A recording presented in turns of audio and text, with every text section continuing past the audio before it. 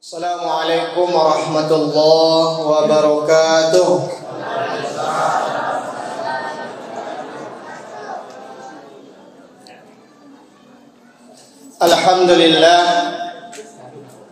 Alhamdulillahilladzi anzalal Qur'an hudan linnas wa bayyinatin minal huda wal furqan. Ashhadu an la ilaha illallah wahdahu la syarika lah wa ashhadu anna Muhammadan abduhu wa rasuluh la nabiyya ba'dah. Qala Allah ta'ala fil Qur'anil Karim, a'udzu billahi minasy syaithanir rajim. Bismillahirrahmanirrahim. Ya ayyuhan nasu u'budu rabbakumul ladzi khalaqakum walladzina min qablikum la'allakum tattaqun. Shadaqallahul azim. Baiklah Bapak Ibu, dalam waktu yang tidak relatif panjang, kita isi ceramah malam hari ini dengan judul 5 hal yang harus kita segerakan dalam hidup. Dalam salah satu hadis Nabi mengatakan, al-ajalatu minasyaitan, ketergesa-gesaan, keterburu-buruan, kalau bahasa Minangkabau tagage-gage, itu adalah datangnya dari setan. Apapun bentuk pekerjaan Bapak Ibu, kalau dimulai dengan tergesa-gesa, pastilah akhir hasilnya tidak akan sempurna. Mungkin contoh Bapak Ibu singkat, ketika ibu-ibu sore membuat kolak tagage-gage, mungkin kapai kalua samuda tagage-gage buat kolak, disangko pemasukan gulu kiro garam yang tersandua. Akhirnya pas buku ada ceuda, lama lo kolak kini dah. Patang rasanya manis, kini rasanya asin. Itu contoh pendek Bapak Ibu. Ketergesa-gesaan, tagage-gage dalam hidup, itu datangnya dari setan, laknatullah. Bahkan Rasulullah SAW Bapak Ibu pernah menegur sahabat, atau yang ditegur sahabat Bapak Ibu, ketika Rasulullah SAW mencaliak sahabat, ketika sahabat ingin melaksanakan salat berjamaah, mereka tergesa-gesa datang. Mungkin ketika nyoba di jalan, oranglah membaca surah Al-Fatihah, akhirnya nyoba lari-lari, kancang-kancang buka pintu masjid atau musala, langsung tagak takbir. Nabi menegurnya Bapak Ibu, walaupun sholat sendiri, ibadah sendiri dilaksanakan, kalau sifatnya tergesa-gesa juga tidak baik, bahkan Nabi melarang. Tetapi Bapak Ibu kaum muslimin, walaupun tergesa-gesa, tagageh-gageh datangnya dari setan, dalam Islam ada 5 hal yang harus disegerakan. Harus awak garis bawahi Bapak Ibu, antara tergesa-gesa jo disegerakan. Kalau tergesa-gesa jaleh, hasilnya tidak baik. Tapi kalau disegerakan, itu perlu untuk cepat dilaksanakan. Apa itu Bapak Ibu yang harus kita segerakan di dalam hidup ini? Yang pertama adalah menjamu tamu yang datang.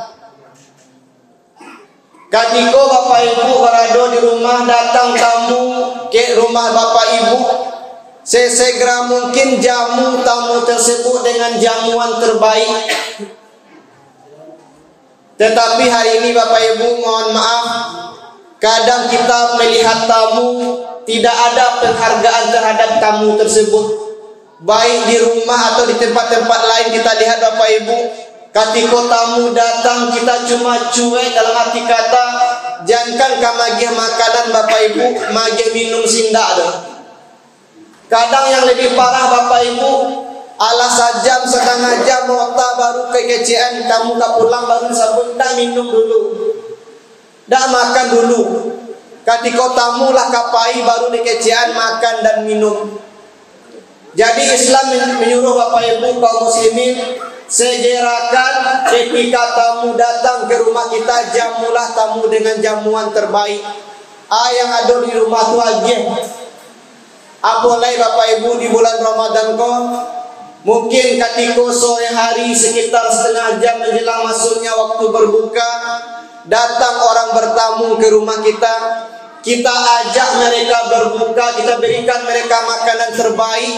Insya Allah kita akan mendapatkan pahala seperti orang yang berpuasa tersebut.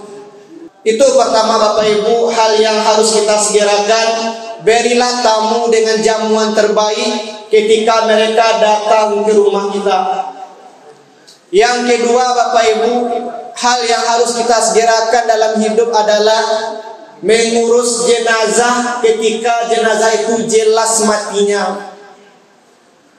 Nabi Bapak Ibu telah mencontohkan, ketika ada orang yang meninggal dunia, jangan dipasonjo membawa ke kampung halamannya. Nabi lah mengajar Bapak Ibu, Nabi lahir di Mekah. Ketika beliau meninggal di Madinah, tidak ada anak beliau menyuruh ke Makkah dibawa. Beliau dimakamkan di Madinah. Itu salah satu contoh Nabi memberikan kepada kita. Ketika ada orang yang meninggal dunia, jangan dipasonjo membawa ke kampung halaman. Ketika ada Bapak Ibu kita yang seperti itu, ketika meninggal dunia Bapak Ibu jangan dipasonjo. Tujuannya Bapak Ibu yang pertama tidak memberatkan ahlul bait. Jelas Bapak Ibu beda ongkos orang hidup dan orang mati. Ketika awak hidup mungkin pergi ke Jakarta atau ke Pulau Jawa, ongkosnya mungkin jutaannya. Tetapi ketika mayat yang dibawa Bapak Ibu mungkin ongkosnya puluhan juta. Itu dari segi materi. Dari segi yang lain Bapak Ibu, kita sudah menelantarkan mayat, seharusnya bisa dimakamkan dalam waktu kurang dari 24 jam. Karena jarak jauh mungkin berhari-hari mereka baru dimakamkan. Maka dari itu Bapak Ibu kaum muslimin, ketika ada mayat atau orang yang meninggal dunia berada di sekitar kita, segerakanlah untuk penyelenggaraan jenazah tersebut. Dan yang ketiga Bapak Ibu, menikahkan anak gadis kalau ada jodohnya. Jadi kalau ada anak gadis dalam rumah Bapak Ibu, lah ada jodohnya yang sesuai dengan Islam, contohnya mampu mereka bertanggung jawab terhadap anak gadis kita, jangan halang-halangi Bapak Ibu. Ambo bagi contoh kepada Bapak Ibu, ketika ada anak gadis ibu di rumah, datang ke rumah ibu 2 orang calon menantu, nan seorang pakai mobil, nan seorang pakai motor Vario. Yang mana pilih ya? Mobil. Pak sambung Bapak Ibu. Ketika yang pakai mobil konyo karajo di bank, sedangkan yang pakai motor Vario maja mengaji, pai ceramah-ceramah. Mayu pilih ya? Boleh kan diam? Mau pilih ya? Mobil Vario. Mabuk. Vario. Ketika antara yang mobilnya Vario tadi, yang mobil tu jangan inyokan salat fardu, salat Jumat tidak pernah ada. Sedangkan yang mobil Vario jaleh, yang tu petanda Vario jaleh, inyo seorang guru ngaji pastinya salat 5 waktu. Selanjutnya Bapak Ibu kaum muslimin yang harus kita segerakan dalam hidup adalah melunasi hutang. Lihat ada hutang Ibu? Lain.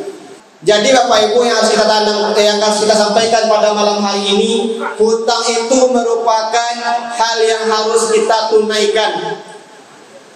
Nyoba ibarat orang Bapak Ibu ketika meminjam lagi lunak giginya pada lidah. Tetapi ketika magiannya lah bangga lo yang berhutang lo daripada punya hutang lain. Kadang orang yang berhutang lo lain ngacok nyeberangannya. Jadi bagi Bapak Ibu yang ada hutang piutang dengan orang lain, kalaulah sanggup tunaikan hutang tersebut Bapak Ibu. Karena hutang itu tidak bisa lunas di dunia dong. Ketika ibu berhutang di dunia, tidak sanggup atau sengaja tidak renew membayar hutang di dunia, sampai ke akhirat nanti hutang itu akan ditagih. Apalagi hutang ke Allah. Kalau ada ibu yang menazar dulu, kalau anak ambo dapat kuliah di universitas terbaik, ambo akan puasa sebulan atau 10 hari. Ketika anak ambo lulus sekolah, ambo akan bayar infak, sedekah anak yatim. Kalau ada utang-utang seperti itu, Bapak Ibu kanak-kanak balik tunaikan. Jangan sampai nanti menjadi beban ketika kita sedang meninggal dunia, bahkan sampai ke akhirat hutang itu ditagih oleh Allah Subhanahu wa taala. Dan yang terakhir Bapak Ibu yang harus kita segerakan dalam hidup adalah bertaubat. Wasari'u ila maghfirah, mencari ampunan Allah Subhanahu wa taala. Ndak ada awak enak berdosa Bapak Ibu. Jangankan awak hari ini, Nabi dulu berdosa atau melakukan kesalahan. Contohnya Nabi Yunus Bapak Ibu, beliau seorang nabi melakukan kesalahan, dibanamkan di Allah dalam 3 kegelapan. Yang pertama gelapnya parung ikan, yang kedua gelapnya lautan, yang ketiga gelapnya di malam hari. Itu Nabi. Boleh awak Bapak Ibu sering melakukan kesalahan kepada orang lain, sering menyakiti hati orang lain, maka dari itu Bapak Ibu kita selalu memperbanyak bertaubat kepada Allah Subhanahu wa taala. Tobatnya adalah tobat sembalador Bapak Ibu. Tobatnya tobat nasuha.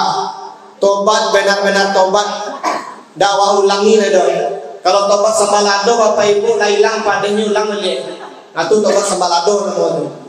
Mudah-mudahan Bapak Ibu 5 hal yang harus kita segerakan dalam Islam, walaupun tergesa-gesa adalah sifatnya setan, tapi ada hal yang harus kita segerakan dalam hidup. Yang pertama tadi, kita jamu tamu ketika datang ke rumah kita. Yang kedua, kita selenggarakan jenazah ketika sudah pasti meninggalnya. Yang ketiga, kita nikahkan anak gadis kita ketika mereka sudah mendapatkan jodoh. Yang keempat, kita lunasi hutang yang masih ada pada diri kita. Dan yang terakhir Bapak Ibu, kita selalu bertobat kepada Allah dan mohon ampun atas segala kesalahan yang kita laksanakan. Mudah-mudahan Bapak Ibu 5 poin yang kita sampaikan pada malam hari ini bisa kita ambil pelajaran dan kita bawa pulang. Mungkin bagi yang mau menyampaikan bisa menjadi amal ibadah. Mudah-mudahan Bapak Ibu menjadi orang-orang yang soleh dan solehah. Semua kebenaran datangnya dari Allah Subhanahu wa taala, kekurangan dan kekhilafan datangnya dari diri kami yang menyampaikan. Pada Allah sama-sama kita mohon ampun. Astaghfirullahalazim. Kepada Bapak Ibu semua kami mohon maaf. Billahi taufiq wal hidayah. Assalamualaikum warahmatullahi wabarakatuh.